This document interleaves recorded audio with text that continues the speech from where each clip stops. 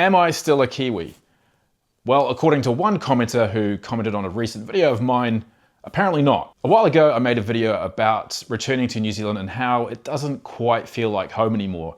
And I got this one particular comment that made me stop and think quite a lot. And I wanted to read it out to you because I've been thinking about it ever since.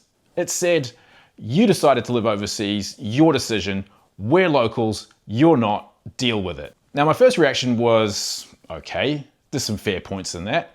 I did decide to leave, nobody made me do it, and I was gone for a long time. Mostly in Japan, a little bit of time in Korea. So in that sense, this commenter's got a point, right? But I kept thinking about it, and the part that really stuck with me wasn't the deal with it necessarily, it was the other bit. We're locals, you're not. Because here's the thing, I grew up here, I went to school here, I had my first job here, everything that shaped who I am as a person, the early stuff, the formative stuff, happened right here in New Zealand. So did that stop counting? What does local actually mean? I think what the commenter was really saying is that belonging is something you maintain, a bit like a subscription. You keep paying into it, you keep showing up, and in return you get to call the place home. And if you leave, especially for as long as I did, at some point that subscription lapses. Which, okay, I kind of get that. There's a version of that logic that does make some sense.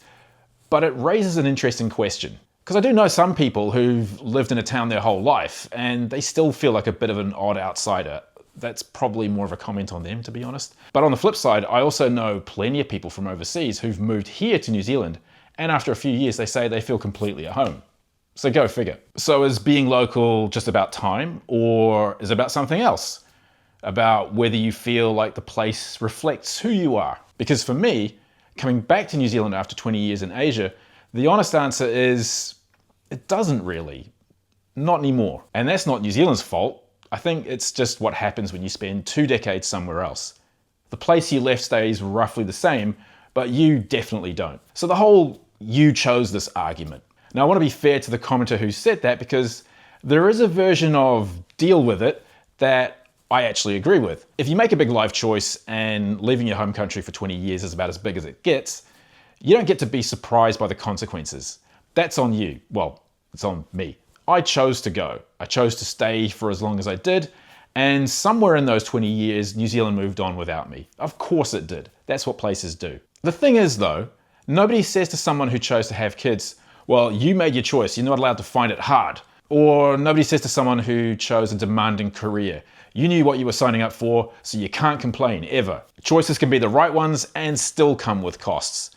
That's the whole deal with big decisions. For me, the cost of 20 years abroad is that I came back to a place that technically is my home, but it doesn't feel like it anymore. And I've had to figure out what to do with that. Someone else in the comments on that particular video used a word that I hadn't thought of before to explain the whole feeling. They described the feeling as being unmoored. And that's it. That's exactly the right word. It's not homesickness, not quite. It's more like you're kind of floating around. Every place you've lived has things you love and things you really can't stand. I mean, don't get me started how people behave on public transportation here in New Zealand versus how they do in Japan. What is with the whole let's have a loud public conversation on my speakerphone in this train? Anyway, I digress. And when you're in one place, you often find your mind drifting to thinking about life in the other place and what that used to be like. In my first year back in New Zealand, I didn't quite notice this so much, but after about a year, I started noticing it quite a lot.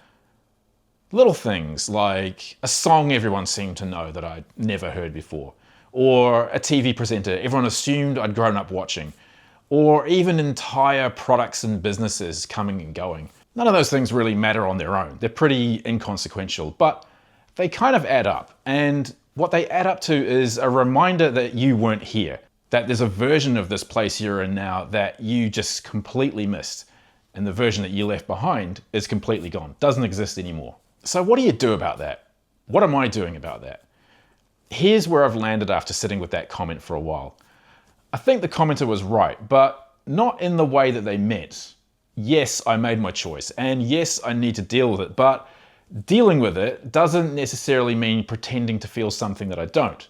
It doesn't mean forcing myself to feel at home in a place that stopped fitting me. For me, dealing with it means accepting that home isn't a fixed address. It's not a place you're from. It's something that you build deliberately with the people around you and the life that you're trying to live. And when I think about what that looks like for us, for my wife and I, it points somewhere else. Probably Southeast Asia for us. Malaysia is a place that's been on our radar for a while. We're also looking at other places in the region too. And we're looking to move to this region, not because it's perfect, but because it fits the life that we're actually trying to build at this stage, rather than the one we're supposed to want or supposed to feel like we want. So I'm not running away from New Zealand. I've just stopped pretending, is pretending the right word? Or just stopped feeling like I have to think like this is still my home, no matter what. So, am I still a Kiwi? Well, I think so. But apparently that's not quite the same as being a local anymore.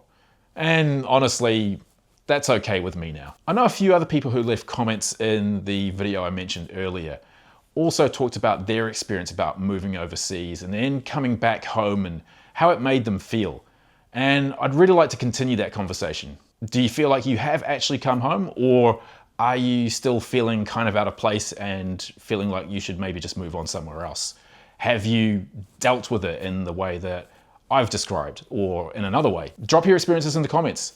I do read all of them, and this is one of those topics where I genuinely learn more from the comments than sometimes the amount of work I put into the video itself. So I'm looking forward to reading those.